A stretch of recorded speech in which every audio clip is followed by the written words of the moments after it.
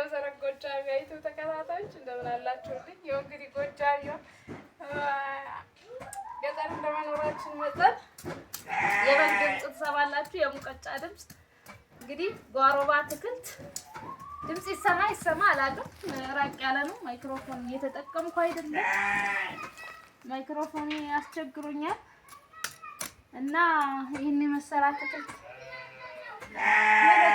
ነው። ይሄ ሰላጣ ነው። ያበሻ ጎመን አለ። ያለላ አትክልት የለም። ባለችን ነገር ላይ እንግዲህ ኑሮ በዘዴ ጾምቶ በኩዳዴ ይላል ያገሬ ሰውና እንትን እየኮተኮትኩት ነው። ኮተኮትኩት ካላችሁ ነጭ ሽንኩርት እየኮተኮትኩት ነው።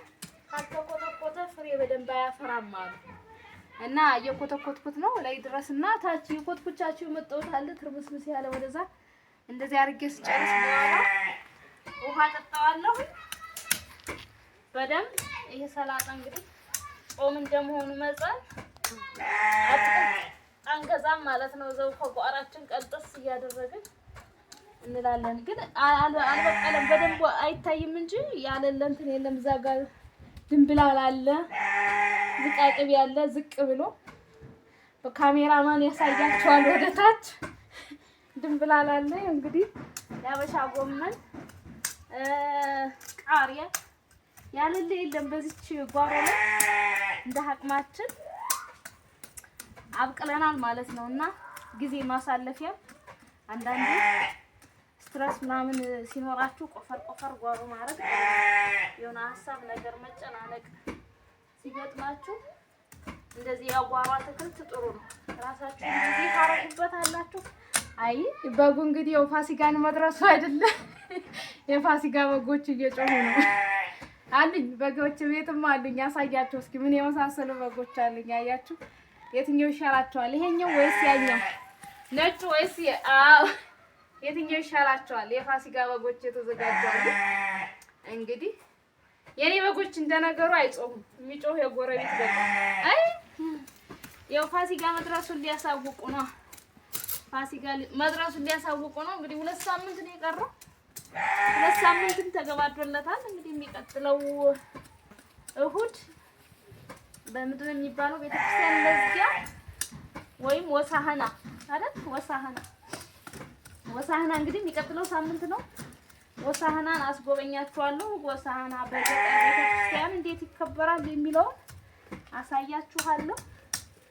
ለዛሬ የጓሮዬን አትክልት እንዴት እንደምንከባከብ እያሳየኋችሁ ነው።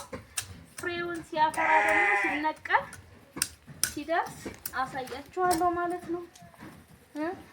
ጎመኖች አሉ እየረጋገጥኳቸው ነው። ነጭ ሽንኩርቱን ለመኮትኮት ያህል ምክንያቱም ካልተኮተኮተ እንዲህ አብሮ ካልታቀፈ እንትን አይልም፣ አያፈራም፣ ፍሬ በደንብ አይሰጥምና ነጭ ሽንኩርት ደግሞ በኪሎ በኢትዮጵያ ብር 250 ጎጃም ውስጥ 280 ደግሞ ወደ አዲስ አበባ ዙሪያ ወደዛ ነው ማለት ነውና ነጭ ሽንኩርት በጣም ውድ ነው። ከኖርማል ሽንኩርት ይባላል። ነጭ ሽንኩርት በጣም ውድ ነው። ለዛ ነው በጓሮዬ እንደዚህ ማብቀል የጀመርኩት ማለት ነው። 250 ከምገዛ እስኪ ትንሽ አጠቀመኝ።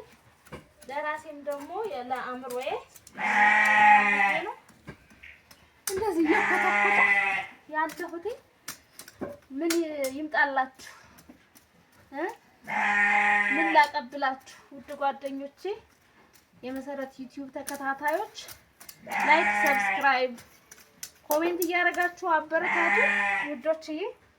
የምወዳችሁ የሀገሬ ልጆች በመላው ዓለም የምትገኙ ትንሽ ዩቲዩብ ቀዝቅዟልና ፕሊስ እንዲነቃቃ ሼርም እያደረጋችሁ አበረታቱኝ። ይኸው እንግዲህ ጎጃም ውስጥ እንዲህ ነው በቃ ማረፍ የለም። የበጋ አትክልት እያተከልን ነው።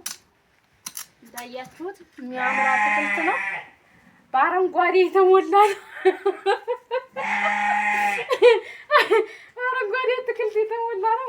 ሰላጣዎች በተለይ በጣም ነው ደስ የሚሉትና ሰላጣው ነጭ ሽንኩርቱ በተለይ ጎመኑ ደግሞ ጎልቶ ቢወጣ በጣም ነው የሚያምረው። የተዘራው ጎመን ገና ጎልቶ አልወጣም። ከዚህ በፊት አሳይቻችሁ ነበረ። ያንን በልቼ ጨርሼ ማለት ነው። ይሄ በአዲስ መልክ ዝናብ እንደመጣል ብሎ ነበረ ሰሞኑን። ለዛ ነው እንደዚህ አጉርቦ የተነሳው። በደንብ መሬቱ ባጠጣው ብዙ አራሰም ነበረ። ግን አሁን ላይ በደንብ አረም ይሄ የቹታው ይሄ አረንጓዴ ያበላሻል። አትክልት አረም እንደዚህ ያረም ኑሮውን እየገፋን ነው እላችኋለሁ ውዶች። እንግዲህ ኮሜንት ላይ ማስተካከል ያለብኝ ነገር ንገሩኝ። ኮሜንት ላይ አይታይም ይሆናል። ብርሃን ትንሽ መሸት ባለበት ሰዓት ነው እየቀረጽኩት ያለሁት።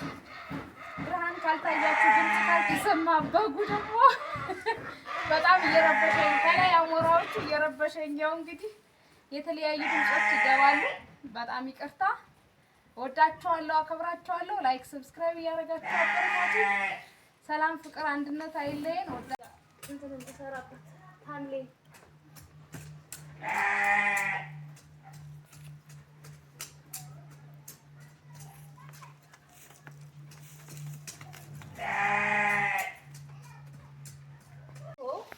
እንዳልቀነጥሰው እንዲጎዳ አልፈለኩም። እንግዲህ ለዕለት የሚሆን ምግብ እንደዚህ አድርገን እንቀነጥሰዋለን እንዳይጎዳ። አትክልቱ የውኛ ለቤት ስለሆነ የሚሸጥ ቢሆን ከስር ይመነገላል።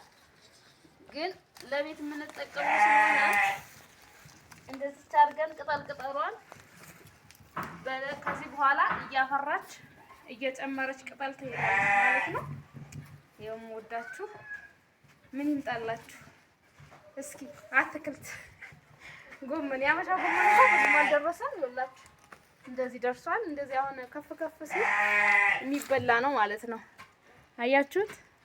ጓሯችን በቤታችን ይሄን የመሰለ አትክልት እየሰራን እንበላለን። ያው ለቤት እየቀነጠስኩኝ ነው እየኮተኮትኩት ለሚበላም ለራታችን ለምሳችን ከጓሮዬ ቀንጠስ እያረኩኝ ነው ማለት ነው።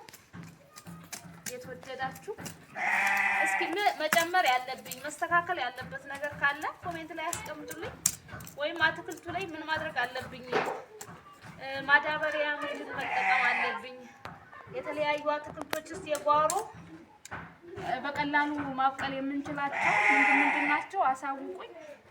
ፍሩት ነገሮች እድሜ ስለሚበዙ ስለሚፈጁ ፍሩት ነገሮችን በቀላሉ ማምረት አይቻልም። ያው እድሜ ያላቸው ነገሮች መሆን አለባቸው። ይኸውላችሁ ሊበላብኝ ያው አሉኝና አንድ ሁለት በጎች ሊበሉብኝ እያሉ ነው። በሽቦ አጥር ነገሩ ታስሯል። የዶሮ አጥር ነው የሚባለው። የዶሮ ሽቦ በሚባል ታጥሯል። ሊዋጥሩ እንግዲህ እንደምታዩት ነው። በጣም ዘመናዊ አጥር ነው። አገራችን ዘመናዊ አጥር ይመስላል። የተወደዳችሁና የተከበራችሁ ተመልካቾቼ ማስተካከል ያለብኝን እንዳልኳችሁ መደጋገም እንዳይሆን መሬቱ ትንሽ ጠበቅ ብሏል። በሚኮተኮተው እንትን ስለሆነ ነጭ ሽንኩርት ሌላው አትክልትን እንዳልጎዳ ስለፈለኩኝ በዚህ ነው የምኮተኮተው። ለምን በሌላ መቆፈሪያ አታረጊውም እንዳትል ማለት ነው። በምኮተኮተው በዚህ ነው። ሌሎችን አትክልቶች እንዳልጎዳቸው ነጭ ሽንኩርቶችን ስርስራቸውን ብቻ ጠብቆባቸዋልና አፈር ማስታቀፍ ማለት ነው።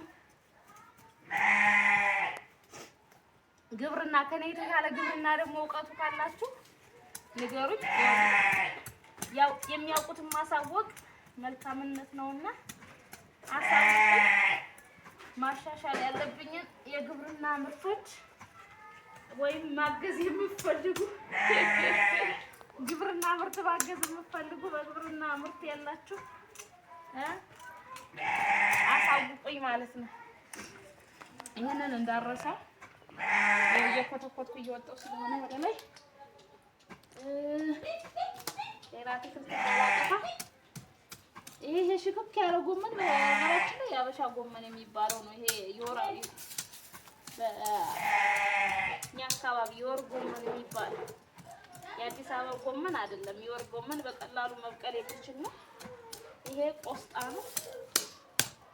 እነዚህ ቆስጣ ናቸው ማለት ነው። ና በጎ ሄደና እንዳይበላ